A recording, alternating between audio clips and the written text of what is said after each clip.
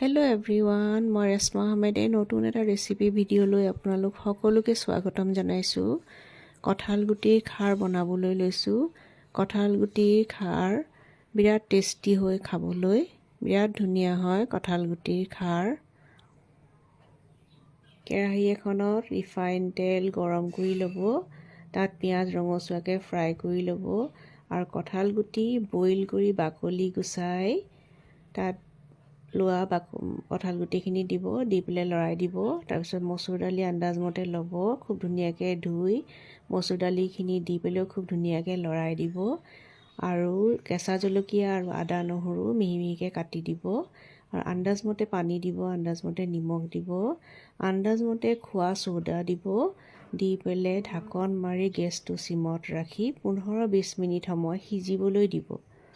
এয়া চাওক, কঁঠাল গুটিৰ খাৰ ৰেডি।